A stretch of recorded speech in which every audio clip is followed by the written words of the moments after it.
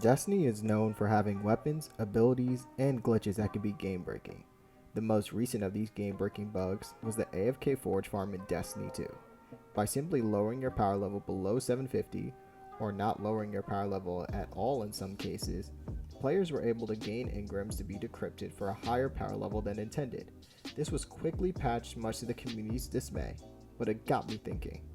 This was the first time New Light players have seen a game-breaking glitch to this scale. What are some others that have existed before? Today, we're going to be looking back at some of the most game-breaking glitches, weapons, and loadouts that broke Destiny 1 and 2.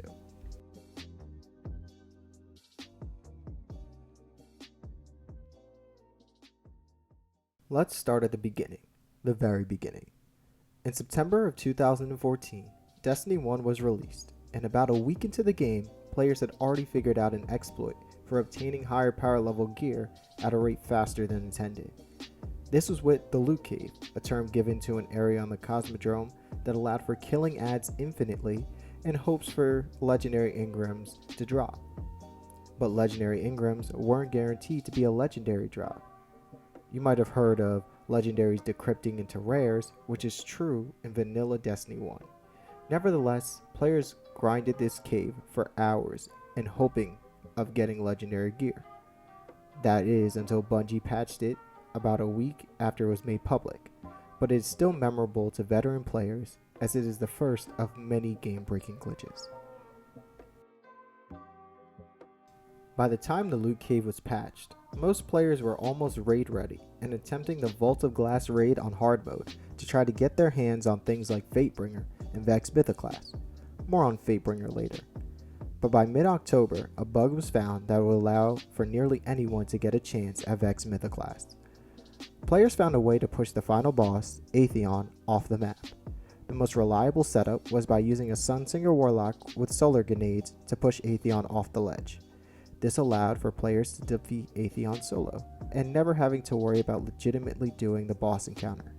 By the end of the month, Bungie released a patch saying that the exploit was fixed. However, players were still able to perform the exploit for a short time afterwards. Moving to December of 2014, The Dark Below was released, and with it came Crota's End, a new raid for Destiny. How long did it take for it to be broken? How about a week? It was found in the boss fight against Crota. Disconnecting the host would allow for an infinite damage phase. The most common way to do this was for the host to yank out their Ethernet cable, and this was how most people remember this exploit. By mid-January, Bungie had patched the exploit, but it will always be remembered as one of the easiest ways to get things like Crux of Crota, Hunger of Crota, and Black Hammer. Oh, Black Hammer. Oh, Black Hammer. Remember how I mentioned you could get Fatebringer from Vault of Glass, and now Black Hammer from Crota's End? Well, they're part of a Holy Trinity loadout. Fatebringer was easily one of the best ad clearing weapons in the game, with a perk combination of Outlaw, which speeds up reload speed, and Firefly, which explodes enemies on precision kills. Not necessarily game breaking, but very potent in PvE. Black Hammer was a sniper rifle that set itself apart with one perk, White Nail. Rapidly landing 3 precision hits would refill the magazine, but not from reserves, from thin air. That's right, as long as you hit precision shots, you would never run out of bullets, allowing for true infinite DPS. Probably the most broken loadout to exist back in year 1 of Destiny. However, there's one piece missing to this trinity. It's a weapon that haunted LFG posts for a long time. A weapon that most people regret not picking up when they had the chance. We're talking about the one and only Gjallarhorn. Oh, wait, that's not right. Oh, Gjallarhorn!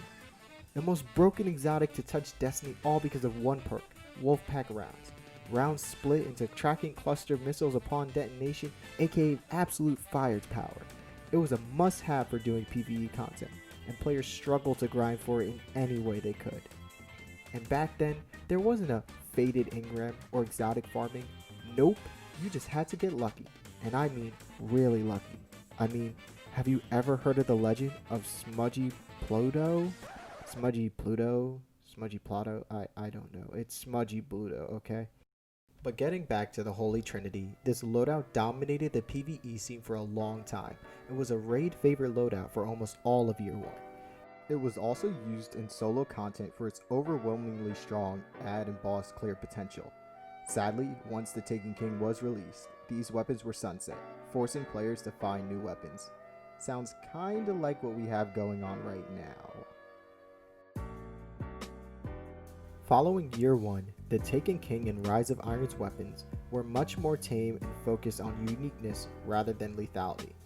In my opinion, there aren't worthwhile weapons to go over in depth, so let's move on to Destiny 2. Destiny 2 was already a major departure from Destiny 1's weapon system. For one, there was now 2 primary slots and 1 power slot, where special weapons and heavy weapons had been mushed together, so already builds were not as powerful as they once were. However, this all changed with the Warmind DLC. What's up guys, today I'm going to be talking about the best shotgun probably in Destiny's entire history, if not without a doubt. It is the Ikelos SG V1.01. So right here I'm going to show, without the buff, how many shots it takes and what the damage is. As you see, it's a 6-shot kill without any buffs. When you melee someone, it now becomes a 4-shot kill and does 50% more damage. Yes, you heard me correct, this buff is a 50% damage buff. Now, it even gets crazier when you mix this in with Tractor Cannon, as you'll see in a second. So, all 3 buffs, Trenched Barrel, or Trench Barrel, whatever it's called, Melting Point, and Tractor Cannon are all 50% buffs. So now I'm doing 150% more damage, which is basically the damage of 2.5 shotguns. So this shotgun alone does the damage of 2.5 shotguns with all the buffs applied. The Ikelos Shotgun, the godfather of absolute annihilation of bosses in Destiny 2 and Destiny overall. Trench Barrel paired with buffs and debuffs completely decimated bosses. Even Black Hammer and Galahorn couldn't put up with the damage that Ikelos could in comparison. Ikelos ruled the meta for a while. However, with the Trench Barrel nerf in December of 2018, followed by the overall rapid fire frame nerf in March of 2019, Ikelos was reined in from being the DPS champion. However, it is still extremely powerful, and as Season of the Arrivals has been brought back with random rolls. The Shoddy Bugatti! Feeding Frenzy Vorpal! Extended Mag! Let's go! Warmind also introduced another weapon, but before that, remember how Black Hammer had infinite ammo? Well, when it was nerfed back in Year 1 of Destiny 1, another weapon replaced it in Year 2, an exotic version called Black Spindle. Spindle also had the White Nail perk. However, it was nerfed to only pull ammo from reserves instead of refilling the magazine. Well, what if we got a compromise for Destiny 2's version? That we did. Say hello to Whisper of the Worm.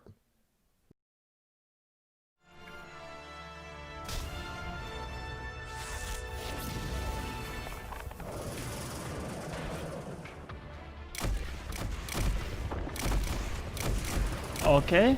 Uh-huh. Wow. Oh, he's dead. So.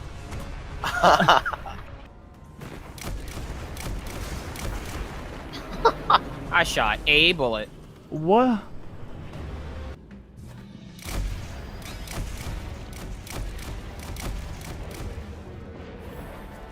Good night.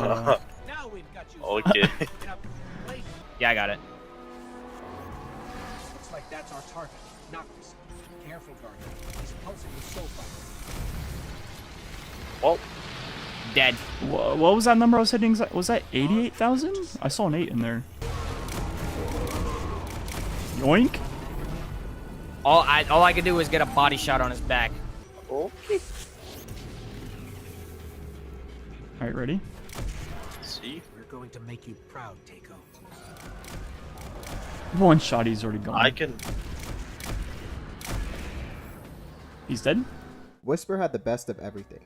The damage of a hard-hitting sniper, the original White Nail perk, a catalyst that increased the already crazy damage, all on one gun. Needless to say, it broke the game. And remember the Holy Trinity loadout? Well, thanks to the Forsaken DLC, now there was another one. Midnight Coupe, a legendary hand cannon from the Leviathan raid, had the static roll of Outlaw and Rampage, with Rampage increasing your damage from kills. Ikelos, with its short-range DPS for majors and ultras, and Whisper for long-range DPS encounters. Seems like we've come full circle. But sadly, after being nerfed several times, White Nail had its perk reverted back to the D1 version. It's still a great weapon, but nowhere near what it used to be back when it was released. After this, there wasn't a lot of broken weapons in Destiny 2. A new standard was set with Ikelos and Whisper, so most weapons were either on par or below these weapons. However, in July of 2019, a build was discovered that could allow you to kill almost anything solo in the game, even raid bosses. All you needed was a hunter, a shotgun with a certain perk, and an exotic. Here's 1-2 punch, Liar's Handshake, build in action.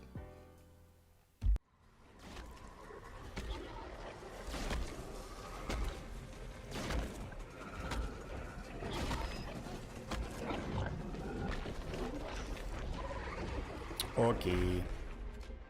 This build worked on 3 principles.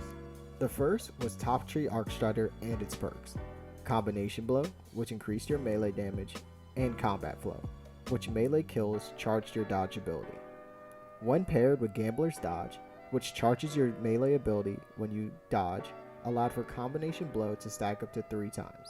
Next came a shotgun with the perk 1-2 punch, which further increased your melee damage after landing a hit with the shotgun. And finally, the exotic gauntlets, Liar's Handshake, which increased the melee damage 3 times when getting a melee hit or getting hit by a melee. With all these combined, you could do 35 times the damage with 1 melee hit. Wow. This build was amazing for 2 reasons. 1, it was a solo build and didn't need any additional people to be able to pull this off. But buffs and debuffs could still be applied to the already crazy damage. And 2, it was effortless and didn't require any crazy setups. All you needed was a hunter, a shotgun with 1-2 punch, and Liar's Handshake, and boom, instant melts.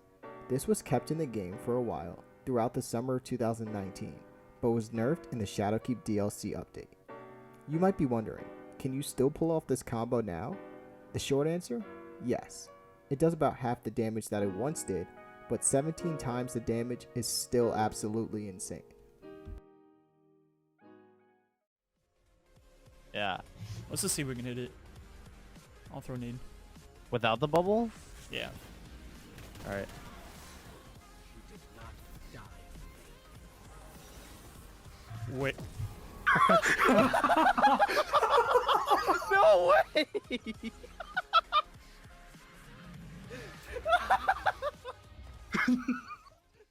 Broken builds and exploits are now the norm for Destiny. Whether intentional or not, it allows for some of the best you had to be there moments from any online game. And even now, there are still game-breaking exploits that exist in the game, and there's always new ones being discovered. Hopefully, you'll get the chance to try some of these out for yourself. But until then, thanks for watching. Hey guys, before you click off, hear me out for a second.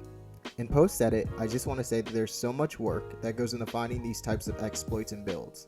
Special thanks to all of the Destiny YouTubers who put their time and effort into creating these videos. All their links will be in the description in chronological order. Special thanks to Ehroar for covering almost every single viable PvE weapon in Destiny 2. It helps for videos like these that can look back on the best moments in Destiny. Again, thanks for watching, and I'll see you in the next one.